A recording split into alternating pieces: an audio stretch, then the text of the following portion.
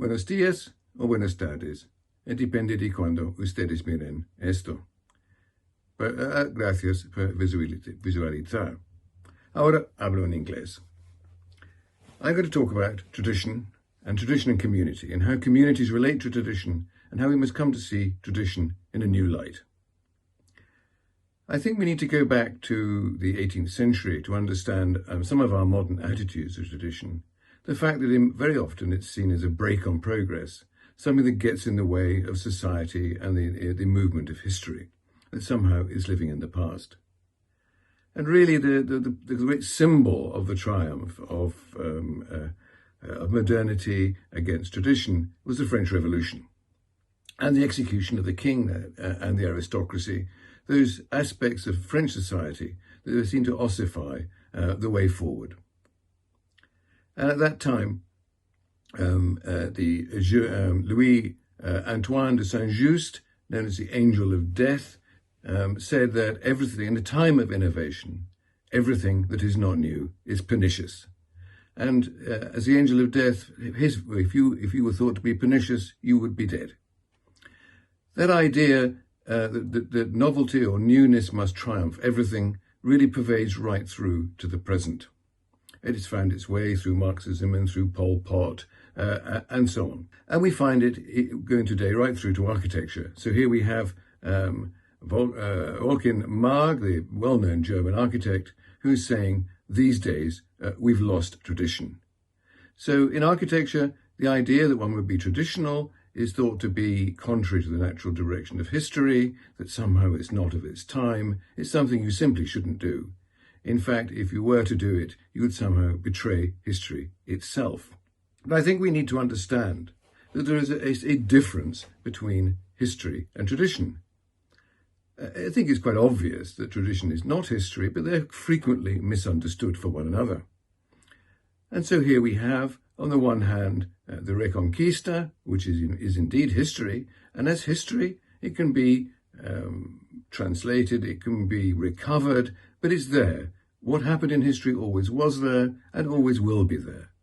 Tradition, on the other hand, and here we have a Fiesta of Alcoy, showing how that the Reconquista is celebrated as a tradition. In other words, it happens on a regular basis every year, and it's a modern ceremony, but it refers to history, and in fact it is that reference to history that is important. But they're not the same thing. Tradition changes, and tradition is constantly modern. Unfortunately, some architects also see their traditional work, their work which you can call traditional architecture, as being measured by its accuracy to history. In other words, it is in a way a form of reproduction. Here we have Quinlan Terry's new house in Ireland, and this is judged by him, and indeed by many other critics. Its success is judged by how close it is to historical examples. This is a curious partnership, because actually many of those who oppose tradition believe the same thing, that to have a new building, which is to all intents and purposes, a copy of an old building, puts it in a safe place. In other words, it doesn't interfere with their progress of history. But I believe it is more complicated than that. I think we need to look at history or tradition as both aspects of memory, how we remember things. Really, all that we've got in life is memory. Memory is the way that we view the past, and we have no option but to view it that way.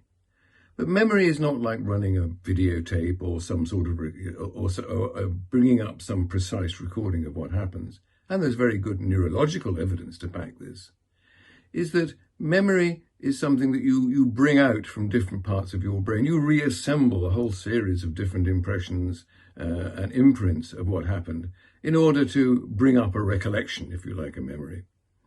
And what is more, every time you do that, the act of doing it is also a memory. So in other words, your memory is enhanced and enhanced and enhanced as you do it. And so here we have, if you like, a metaphor for that memory in these old towns, and they're in various different places. They're in America and Spain and Britain and so on. Now, this metaphor shows a whole series of buildings of different ages that are all brought together in one place. And in a way, That's what memory is like. Memory is the assembly of the past in a slightly different way. In other words, those things that are more recent are not necessarily the most important things, and these things are assembled according to their importance and according to that particular moment. And the future does not exist. The past does not exist either, except in memory, and the present is just an infinitesimal moment between the past and the future, something well recognized by philosophers, really since St. Augustine.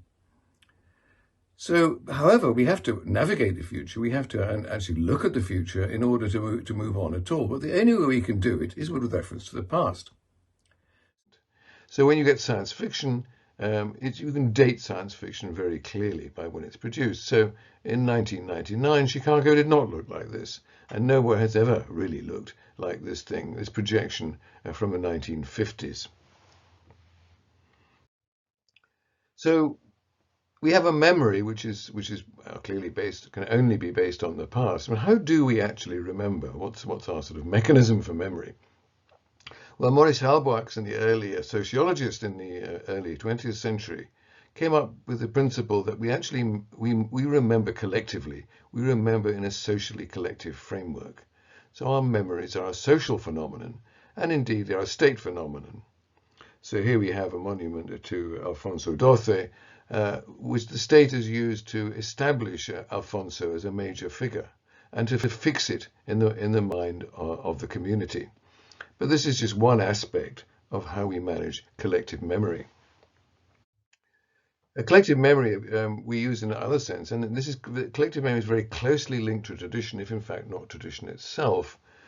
When we want to celebrate or mark particular key events, either in society or personally, and here weddings are both societal affairs and personal, we very often return to some very specific image of the past, some very specific tradition, in order to express our family or to express our membership of a community.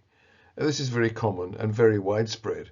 I only use these weddings as an example, but there are many, many examples of this. In a very specifically collective way, we use traditions to express particular kinds of authority and solidarity. And here we have a collection of judges.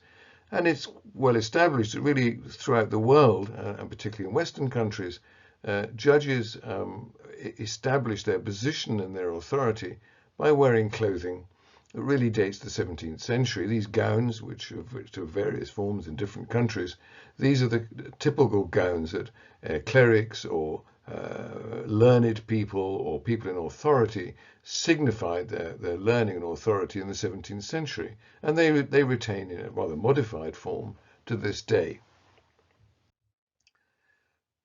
The modification, of course, in itself is important because tradition evolves. Now, this is the Fiesta De San Fermin, and this is the Chupinazo, which was actually added in 1941.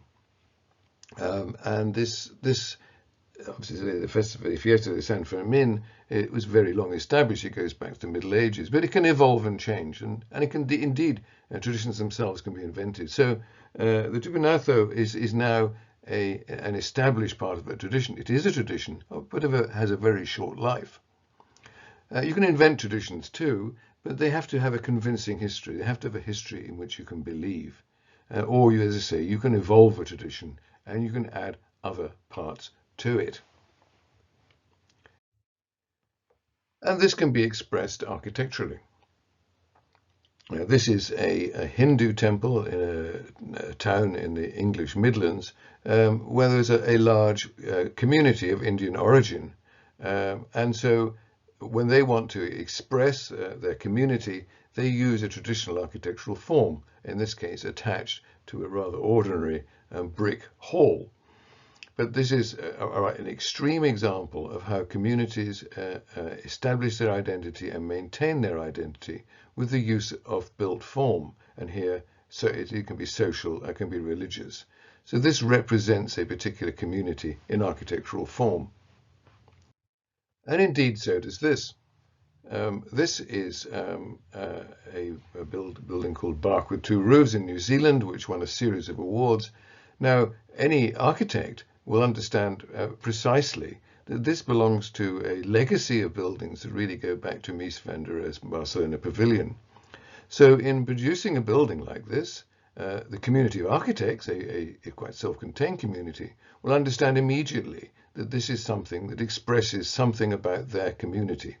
And indeed, the fact that these kind of buildings regularly win awards judged by architects shows that this is very well understood and very well expressed. So all communities tend to have these traditions, even if they deny the fact that they're having traditions at all. Well, the problem you get with this is when these identities collide. What we have is a community of architects who really don't seek approval from the community at large. They seek their approval from other architects and as members of that community. This is something that is not widely shared by the wider community. In this case, either in London or Sevilla, is that the wider community do not necessarily share that form of identity with architects. And so what you have is a collision of identities. And collision of identities as a social phenomenon, as a historical and social phenomenon, is often extremely violent. This is not violent, although people do often feel quite violently about these kinds of interventions. So all communities have their traditions and all communities have their identities.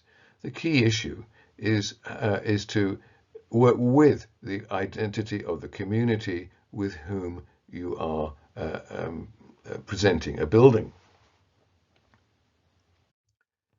So if we actually look at the classical tradition, and there are many different traditions, very different architectural traditions, there's the Chinese classical tradition, there's a Mughal tradition, and so on and so on. But if we look at all these traditions, they too can evolve, but when they evolve, they can maintain the core identity. So these are buildings which I've designed, but the one on the left was a pavilion, but it uses a technology which really was only available in the late 19th, late 20th, early 21st century. But it's clearly, its ancestry is very clear, its classical ancestry is very clear. And on the right, again, this building simply could not have been built, either in design terms or indeed in aesthetic terms, in any other period in the time that it was built. So what has happened here is that as with all traditions, their ancestry is very clear. That's the important point. You can actually see their ancestry, and the wider community to whom the identity of their traditions is very important for the identity of their community, the identity of their towns, and so on, is still quite obvious. But that doesn't stop the tradition evolving. In my view, this is the way that tradition and architect need to function. And finally, I finish with an illustration of the book from which much of this is taken, and indeed a great deal more.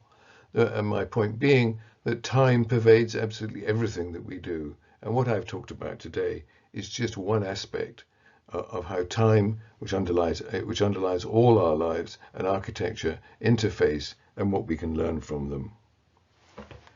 So, ahora, gracias por visualizarme y adiós.